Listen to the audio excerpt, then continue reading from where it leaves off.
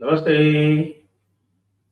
आप सभी का स्वागत है आज के इस कार्यक्रम में और आप सभी से अनुरोध है कि कृपया हमारे चैनल को सब्सक्राइब करें, वीडियो को लाइक करें और हमारे धर्मापणम मर्चेंडाइज स्टोर पर भी अवश्य जाएं। भारत के सुप्रीम कोर्ट ने आज हमारे लिबरल्स को एक और बहुत बड़ा धक्का दिया, शॉक दिया। बिल्कुल मैं कह सकता हूँ कि उनकी बिल्कुल पेशानी पर बल आ गए होंगे, उनका जो हृदय तंत्र है वो तेजी से धड़कने लगा होगा कि भाई ये आखिरकार सुप्रीम कोर्ट किस तरफ जा रहा है। जैसा मैं कई बार कहता रहा हूँ कि भाई देखिए, सुप्रीम कोर्ट भी जो है वो कोई जनता से, पब्लिक से, पूरे हमारे वातावरण से अलग नहीं है। आखिरकार जजेस कहाँ रहते हैं, आखिर जजेस कहाँ सांस लेते हैं, उनको सब दिखता है। क्या वो टीवी नहीं देखते, क्या समाचार पत्र नहीं पढ़ते? पहले केवल समाचार पत्र पढ़ते थे और समाचार पत्रों के पास ये एक साधन था कि वे नैरेटिव शेप कर सकते थे, झूठ चला सकते थे, पूरी तरह से झूठी बातें चला सकते थे। जैसे उन्होंने झूठा इतिहास चलाया, झूठा समाज शास्त्र चलाया, झूठी एंथ्रोपोलॉजी चलाई और ये अंग्रेजों के तत्वावधान में सदियों तक चला। कम से कम 2 सदी तो हम कह ही सकते हैं और इसीलिए आप देख रहे हैं कि प्रधानमंत्री जी बार-बार कहते हैं कि साहब ये हमें मानसिक गुलामी से मुक्ति पानी है। मानसिक गुलामी से मुक्ति पाने का अर्थ केवल यही है कि जो कुछ भी अंग्रेज़ों ने कह दिया या अंग्रेज़ों के बच्चों ने, हमारे ब्राउन सिपाहीज़ ने, हमारे ब्राउन सिपाहियों ने कह दिया या फिर मार्क्सिस्ट ने कह दिया, उसको आँख मूंद के स्वीकार ना करें, उसकी एक सकारात्मक आलोचना करें। आज रोहिंग्याओं के बारे में एक पीआईएल गई और वो जस्टिस सूर्यकांत और जस्टिस बागची की बेंच में, जो टॉप बेंच है, उसमें लिस्ट हुई और उसमें एक बड़ी इंटरेस्टिंग प्ली थी। आपको ये भी ध्यान होगा कि पहले एक ये काम हो चुका है कि एक खबर आई कि खबर चली और वह खबर ये चली कि साहब के भारतीय एजेंसीज ने बहुत सारे रोहिंग्यास को जहाज पर बैठाला और जहाज से पकड़ के बर्मा के तट के पास में उनको छोड़ दिया और उनको एक नाव पर डाल दिया और उस नाव से वो बर्मा के तट पर जाके और उतरे। तो इसको लेकर साहब बड़ा हंगामा हुआ, लोग पहुंच गए सुप्रीम कोर्ट और सुप्रीम कोर्ट में वो मैटर भी जस्टिस सूर्यकांत के सामने ही लगा था, याद होगा थे आपको तो। और जस्टिस सूर्यकांत ने उस समय भी पूछा था कि ये जो मनोहर कहानियां हैं ये आप कहाँ से लाते, आपके पास इसका कोई सबूत है? कि यूट्यूब पे लोगों ने कुछ ने कह दिया, बिना किसी वेरिफिकेशन के कह दिया, बिना किसी कोलैबोरेशन के कह दिया, बिना किसी प्रमाण के कह दिया और उसको आपने वैसा का वैसा मान लिया। उसमें इनकी बड़ी किरकिरी हुई थी और इस मामले में उनको मुंह की खानी पड़ी थी और वो पिटीशन जो थी वो डिसमिस हुई थी। वो डिसमिस हुई थी या डिसमिस्ड एज विथड्रॉन थी, मुझे एग्जैक्टली ध्यान नहीं है, लेकिन हाँ ये है कि उसमें इनको मुंह की खानी पड़ी थी बहुत बुरी तरह से। अब ये एक और पिटीशन आ गई और ये पिटीशन कह रही है कि साथ ये है कि रोहिंग्याओं को, और हम इसका जो है एक रूप ले सकते हैं कि बाई इम्प्लीकेशन, क्योंकि ये होती हैं जो इस तरह की पिटीशंस होती हैं वो कहीं पे निगाहें और कहीं पे निशाना वाली बात से लेके होती हैं। तो निगाहें कहाँ है? निगाहें रोहिंग्या, लेकिन निशाना जो है वो बांग्लादेशियों पर है। आखिरकार रोहिंग्या कितने? रोहिंग्याओं की संख्या यदि भारत में होगी तो अधिक से अधिक 1 लाख होगी, क्योंकि रोहिंग्या नाम का जो जंतु है उसकी 2021 में या जो लास्ट जो है वो जनसंख्या इनके माइग्रेशन से या इनके भगाए जाने से पहले, जो रोहिंग्या सिविल वॉर हुआ था उससे पहले जो जनसंख्या का आकलन किया गया था वो था लगभग 10 लाख। 10 लाख रोहिंग्या जो है वो म्यांमार में रहते हैं, अराकान प्रोविंस में रहते हैं। अब उन 10 लाख में से यदि बांग्लादेश में जाए तो बांग्लादेश के जो वहाँ के जो आपके कैंप्स हैं, रोहिंग्यास के जो कैंप्स हैं, जो वहाँ सिविल वॉर जब हुआ और अराकान आर्मी वालों ने इनको भगाया वहाँ से, विराथू जी जो थे उनकी एक महान उपलब्धि है कि उन्होंने ऐसे लोगों को म्यांमार से पूरी तरह से चलता कर दिया जो कि म्यांमार की संस्कृति में, म्यांमार की टेरिटरी में विश्वास नहीं रखते थे। वो अपने आप को म्यांमारी मानते ही नहीं थे, वो तो ये मानते थे कि साहब हम तो मुस्लिम उम्मत का पार्ट है। उम्मते मुस्लिमा, तो उम्मते मुस्लिमा का पार्ट है, तो आप जाइए, उम्मते मुस्लिमा है बगल में, आपने बांग्लादेश में, वहाँ रहिए जा। भारत को भी इस तरह की जो एक, मैं कहूँगा कि प्रखर स्पष्टता कभी न कभी तो लानी पड़ेगी। वो लाएँगे, तब तक हमारे रोहिंग्याओं के ऊपर जो है, तो रोहिंग्याओं की संख्या मैं मानता हूँ कि भारत में अधिक से अधिक 1 लाख हो सकती है। जो डॉक्यूमेंटेड जो फिगर दिए हैं भारत ने, वो लगभग 40,000 के हैं, जिसमें से बताते हैं कि कोई 13-14 हज़ार रेफ्यूजीज़ हैं। और वो रेफ्यूजीज़ भी जो हैं, वो भारत ने डिक्लेयर नहीं किए हैं, उनको यूएनएचसीआर ने बिना भारत की परमिशन के उनको रेफ्यूजीज़ डिक्लेयर कर दिया है। लेकिन भारत जो है, उसने वो ट्रीटी साइन ही नहीं की है। जो यूनाइटेड नेशंस की जो आपका जो रेफ्यूजी प्रोटोकॉल है, वो भारत ने साइन ही नहीं किया। जब भारत ने साइन ही नहीं किया है, तो फिर आप कैसे आप किसी को रेफ्यूजी मान के और उसको यहाँ पर तरह-तरह के संवैधानिक अधिकार दिलवा सकते हो? ये प्रश्न बार-बार आता है। तो आज जब ये सब प्रश्न आया, तो आप ये देखिए, मैं इस पहले जो है, जो आज जो बातचीत हुई उसकी बात करूँगा, फिर मैं इसके बाद बात करूँगा कि इसका जो है वो ओवरऑल इम्प्लीकेशन क्या है, लीगली इसका इम्प्लीकेशन क्या है, और इसका वैसे और दूसरी तरह से इम्प्लीकेशन क्या है। क्योंकि ध्यान हो कि एसआईआर वाले मामले भी में एसआईआर वाला पुराना मामला जो था, जिसमें इंटरिम ऑर्डर नहीं दिया गया था, वो इंटरिम ऑर्डर तो नहीं हुआ था, लेकिन मामला तो वो चल रहा था और उसको आगे के लिए रख दिया गया था, और उसके तो एसआईआर कंप्लीट भी हो गया बिहार का, और एसआईआर में एसआईआर सफलतापूर्वक हो गया, और चुनाव भी सफलतापूर्वक हो गए, जिसमें कि विपक्ष को एक बहुत बड़ी हार का सामना करना पड़ा। तो अब ये जो रोहिंग्या वाला जो इश्यू है, जो आज आया कोर्ट में, उसको इसी परिप्रेक्ष्य में देखना पड़ेगा। अब इस परिप्रेक्ष्य में देखेंगे तो हम क्या कहेंगे? हम मैंने कुछ नोट्स लिए हैं, तो मैं उसके हिसाब से बताता हूँ कि ये जो केस है, ये क्या कहता है? ये एक आज ये केस आया, देखिए, मैंने जैसा बताया कि बेंच के सामने आया, और इस केस का जो है वो है Rita Manchanda versus human Rohingya. अब रीता मनचंदा जी कौन है? ये पीआईएल है, इसमें कोई रोहिंग्या नहीं आया। ये एक पीआईएल है, और ये पीआईएल कहती है कि साहब रोहिंग्याओं को सरकार जो है वो बिना किसी ऑर्डर के और बिना किसी लीगल फ्रेमवर्क के बाहर निकाल दिया। उनको कुछ लोगों के बारे में बताया कि भाई इन लोगों को पहले यहाँ पे डिटेन किया गया, और डिटेन करने के बाद में वो गायब। तो ये एक पीआईएल के रूप में, कुछ लोग कह रहे हैं ये पीआईएल है, कुछ लोग कह रहे हैं ये हैबियस कॉर्पस है। लेकिन कोर्ट ने उनसे कहा कि भाई कि आप पीआईएल के उसमें कैसे आए, आपका लोकस क्या है, और अगर किसी को आना चाहिए था तो रोहिंग्या कोई होते तो वो आते, उनकी तरफ से कोई आता। और सीजेआई ने क्या पूछा? सीजेआई ने सबसे पहले पूछा कि भैया ये बताओ पहले कि सरकार का आदेश वो कहाँ है जो रोहिंग्या को शरणार्थी या रेफ्यूजी मानता है? क्योंकि रेफ्यूजी जो है वो एक बड़ा ही वेल डिफाइंड लीगल टर्म है। ऐसा तो बात नहीं हो, जब बात कर रहे हैं हम रेफ्यूजीज की, तो रेफ्यूजीज तो बड़ा एक वेल डिफाइंड टर्म है। तो रेफ्यूजी यदि वेल डिफाइंड टर्म है, तो आपको सबसे पहले जाना चाहिए सरकार के पास, और सरकार से कहना चाहिए कि भाई आप इनको रेफ्यूजी डिक्लेयर करो।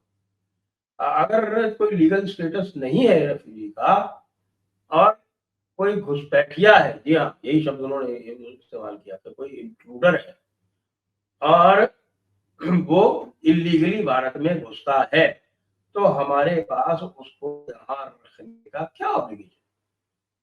हमारे पास क्या ऐसी मजबूरी है?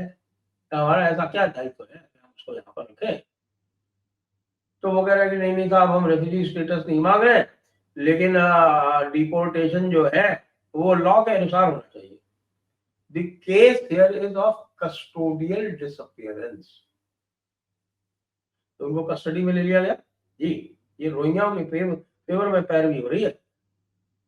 और हमारे सुप्रीम कोर्ट के अधिवक्ता कर रहे हैं, और एक भी रोहिंग्या जो गायब हुआ है या उसका कोई रिश्तेदार वो अर्रे ऑफ पार्टीज में नहीं है, अर्रे ऑफ पार्टीज में नहीं है। रीता मनचंदा जी हैं, तो ये पीआईएल के रूप में हैबियस कॉर्पस है। ये एक और भी विचित्र एक घटना है। तो what we cannot do is to traffic them out, which is harmful to national security. The council submitted. सुनिए जरा, जरा आर्ग्यूमेंट सुनिए।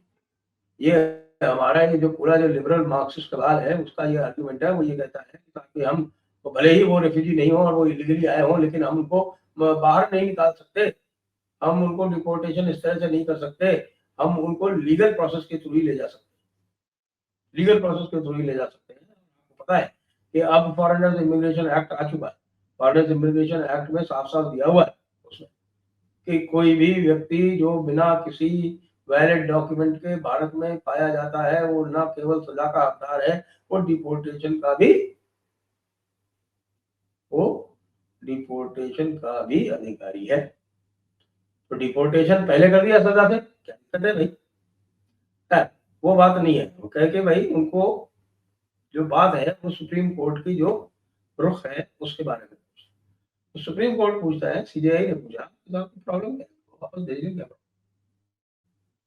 Problem back. पहले आप घुसते हैं, ये सीजेआई कह रहा है कि पहले आप घुसते हैं, आप बॉर्डर को इलीगली क्रॉस करते हैं, जो कहीं आप जो है वो कोई सुरंग खोद लेते हैं या कोई फेंस जो है वो आप क्रॉस कर लेते हैं, और जब आप एक बार यहाँ घुस जाते हैं फिर आप कहते हैं कि नहीं नहीं आपके जो कानून है वो हमारे ऊपर भी अप्लाई होने चाहिए। आपको बता दो, किसी घुसपैठिए को कोई फंडामेंटल राइट नहीं है, किसी घुसपैठिए को केवल एक फंडामेंटल राइट है, और वो कोर्ट ने भी ग्रांट किया कि हाँ भाई कोई टॉर्चर ऑर्चर नहीं होना, तो उनको जान से नहीं मारा, कि एक राइट टू लाइफ है, और राइट टू लाइफ सिटीजन के अलावा बाकियों को सबको जो है वो उपलब्ध है, और जो फंडामेंटल राइट्स है वो सिटीजन को ही उपलब्ध है। जो भारतीय सिटीजन है उनके ही बारे में बात होती है उसमें। चाहे आप अगर बात करें तो आर्टिकल 19 है जैसे, जिसमें आपके फ्रीडम्स हैं, 7 फ्रीडम्स की बात करते हैं, अब 6 हो गई, वो जो 6 और 7 फ्रीडम्स है उनकी जब बात करते हैं तो वो केवल भारतीय नागरिकों को ही उपलब्ध है। इसी तरह से और भी आपके आर्टिकल 13, 14, 15 ये इक्वालिटी वाला डॉक्ट्रिन है, ये सारी की सारी चीजें जो है भारतीयों को ही उपलब्ध है। पर्सन भी है उसमें, लेकिन वो भारतीय पर्सन, वो विदेशी कंपनी को उपलब्ध नहीं है।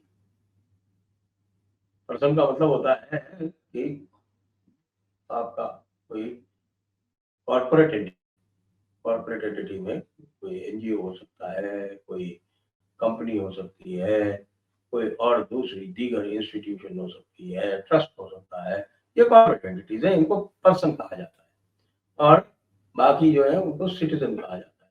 राइट टू लाइफ ऐसा है जो ये कहता है कि भाई to any person irrespective of सबको अवेलेबल।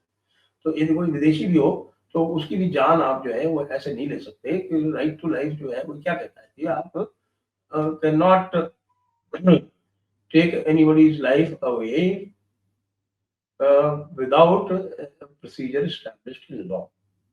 अब इसके अलग अलग इंटरप्रिटेशन है। एक ड्यू प्रोसेस होता है, ड्यू प्रोसेस का अमेरिकन कॉन्सेप्ट है वो बहुत ही ज्यादा वाइड है।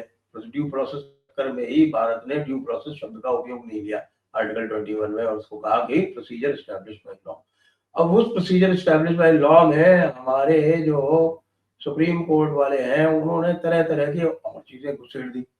राइट टू लाइफ में उन्होंने राइट टू एनवायरनमेंट घुसेड़ दिया, उसमें राइट टू एजुकेशन घुसेड़ दिया, उसमें right to live with dignity घुसेड़ दिया, right to speedy trial, right to privacy, और पता नहीं क्या क्या चीजें जो है वो राइट टू लाइफ में रीड कर दी। ये तो नहीं होना चाहिए, लेकिन है इससे कोई विशेष अंतर कम से कम रोहिंग्याओं के मसले में तो पड़ता नहीं। अब इसमें सब बड़ी बुरी तरह से डांट पड़ी इनको, और बड़ी बुरी तरह से डांट पड़ने के बाद में इनसे और भी पूछा गया भाई आप ये बताइए कि आप जो रिलीफ जो है वो ऐसी बात कर रहे हैं कि डिपोर्टेशन जो है वो डिपोर्टेशन ऑर्डर पास होने के बाद ही होगा, ये आप कह सकते हैं, लेकिन जो आया है उसको तो पुश बैक किया जाएगा। पीआईएल पिटिशनर, ये सॉलिसिटर जनरल ने कहा, ये PIL petitioner, not any affected person. तो ये जब सारी बातें हुई तो ये इसको आप ध्यान रखें कि सुप्रीम कोर्ट ने तमिल रेफ्यूजीज के बारे में भी ये ऑब्जर्वेशन किया था कि भारत कोई धर्मशाला नहीं है, ये रीता मनचंदा वाले केस में। तो ये स्पष्ट हो गया कि रोहिंग्या जो है रेफ्यूजी स्टेटस क्लेम कर करके और भारत में घुसे हुए हैं, जम्मू जैसे स्थानों पर जिन्होंने अपनी बस्तियां बना ली है, तो उनका कोई राइट नहीं है। और भारतीय एजेंसीज जिस प्रकार से इनकी धरपकड़ करके उनको भेज रही हैं और जैसा बताते हैं कि भैया लाखों की संख्या में बांग्लादेशी और रोहिंग्या जो है वो पुशबैक किए जा चुके हैं, लाखों लाखों की संख्या में। ऐसी बातें आ रही, मेरे पास कोई पुष्ट प्रमाण नहीं, लेकिन लाखों लाखों की संख्या में जब बांग्लादेशी भाग रहे हैं, पुशबैक किए जा रहे हैं। आप ये देखिए कि बांग्लादेशी कह रहे हैं कि लाखों की संख्या में चले गए, बांग्लादेश चले गए। और जब वो बांग्लादेश जा रहे हैं तो कैसे जा रहे हैं? बांग्लादेश जा रहे हैं तो वो बीएसएफ की चौकी क्रॉस करके जा रहे हैं। बीएसएफ बताया जा रहा है कि बीएसएफ की फिंगर प्रिंटिंग तक कर रही है, जिससे अगर दोबारा आए हैं और पकड़े जाए तो उनकी फिंगर प्रिंटिंग मैच कराई जा सके। और उनको बीएसएफ जाने दे रही है और बीजीबी भी उनको आराम से ले रही है। यानी ये समझ लीजिए कि प्रैक्टिकल टर्म्स में एक इस प्रकार का ब्रिज स्टैब्लिश हो गया है, जिस ब्रिज को क्रॉस करने दिया जा रहा है दोनों ही अथॉरिटीज के द्वारा। बांग्लादेश वाले भी रोक नहीं रहे हैं उनको। बांग्लादेश वाले रोक क्यों नहीं रहे हैं? उसकी कई सारी वजह हैं। उसमें से एक वजह ये भी बताई जाती है कि भाई बीजीबी जो है वो भारत से पंगा लेने के नहीं है। उनको पता है कि जिस दिन भारत का नजला उनके ऊपर गिरा, तो जिस तरह से ये यूनुस मियां और जो बाकी इनकी जिहादी जमात है, जमीयत है, जो जमात इस्लामी है, वहाँ की जमात इस्लामी जिस तरह की आतंकवादी गतिविधियों में अपने आप को लिप्त करने के लिए आ रही है, तो बीजीबी को पता है कि भारतीय सेना जिस दिन टूटेगी सबसे पहले उनके ऊपर ही बंदूक रखी जाएगी, उनका सर ही जो है वो सबसे पहले उठाया जाएगा। पहले ही भारत ने वहां पर अपना डिफेंसिव पोस्चर, तो क्या कहूँ मैं, डिफेंसिव पोस्चर पूरा सुदृढ़ कर लिया है। इंटेलिजेंस एजेंसी जो है वो बांग्लादेश में घूम रही है भारत की। चिकन नेक के बारे में हम बात करेंगे आज। चिकन नेक के बारे में विशेष बात होगी, सुमित जी के साथ हमारा वार्तालाप है, उसमें चिकन नेक जो है वो एक मुख्य मुद्दा होता है। तो अब यदि रोहिंग्याओं की स्थिति इस प्रकार की हो गई, बांग्लादेशियों की क्या होगी? क्योंकि यही जो सिद्धांत है वो इसी प्रकार से लगभग बांग्लादेशियों के ऊपर लागू होने वाला है। और इसलिए हमारा जो पूरा इकोसिस्टम है वो आज सन्नाटे में है, शॉक में है। उनको ये नहीं समझ आ रहा है कि उनको कौन सा पत्थर सर पर लगाए। वो मूर्छा में चले गए, सन्निपात में चले गए, आए बाएं पकड़। और आप बिल्कुल आश्चर्य मत कीजिएगा कि किसी तरह से, जिस तरह से अभी आपने सुना होगा कि अरशद मदनी ने बकवास की। खैर, अरशद मदनी ने जो कहा तो कहा, वो भतीजे हैं वो 4 कदम आगे बढ़ के और ये कहने लगे कि भाई हम जिहाद करेंगे। तो सुप्रीम कोर्ट जो है वो हमारी बात नहीं सुना, और सुप्रीम कोर्ट जो है वो बात हो गया। सुप्रीम कोर्ट बाकायदा उन्होंने एक आरोप लगाया कि सुप्रीम कोर्ट जो है वो एक वर्ग विशेष की हिमायत कर रहा है, तो वर्ग विशेष के पक्ष में है, उसके ऊपर पक्षपात का आरोप लगा दिया। इन सब चीजों को आप मिला के देखिए, ये सब चीजें जो है ये साथ साथ चल रही है। एसआईआर का मुद्दा चल रहा है, कोई एआर यानी एसोसिएशन फॉर डेमोक्रेटिक रिफॉर्म्स, जिसकी कि मेरे हिसाब से तो जांच होनी चाहिए, क्योंकि वो एक फॉरेन फंडिंग एजेंसी की प्रॉपर्टी की हुई, उसकी बनाई हुई, उससे फंडेड एक एजेंसी थी, और उसके जो एफसीआरए के फंड्स आए हैं उसमें उनकी भी जांच होनी चाहिए। और वो किस प्रकार से डेमोक्रेटिक रिफॉर्म्स के नाम पे विदेशियों के एजेंडा चला रही है, उसकी जांच होनी चाहिए। तो एक तरफ आप देख रहे हैं कि एक तरफ तो एसआईआर की पिटीशन चल रही है, दूसरी तरफ आप देख रहे हैं कि ये मदनी चाचा भतीजे जो है वो मैदान में उतरे और तीसरी तरफ आप देख रहे हैं कि रोहिंग्याओं के पक्ष में लोग पीआईएल के जरिए हैबियस कॉर्पस फाइल कर रहे हैं। 7 दिन लोगों को भेज दिया गया, उनको वापस बुलाया गया। इसके बारे में बड़ा इंटरेस्टिंग एक मुकदमा कलकत्ता हाई कोर्ट में भी चल रहा है, जिसमें यह कहा गया कि साहब कुछ लोग जो थे वो भारतीय थे और उनको बांग्लादेश डिपोर्ट कर दिया गया, उनको वापस लाया गया और उनको वापस लाने के लिए ये कह रहे हैं कि साहब नहीं, वापस उनको नहीं लाया। तो आप ये जानिए कि ये पूरा जो इकोसिस्टम है ना, ये बर्स्ट होने की कगार पे है। ये एसआईआर, रोहिंग्या, बांग्लादेशी, ये इकोसिस्टम समाप्त हुआ तो हमारे मदनी साहबी इकोसिस्टम बर्स्ट कर जाएगा। इसीलिए आप देख रहे हैं कि इतनी खलबली मची हुई है, इसे समझिए।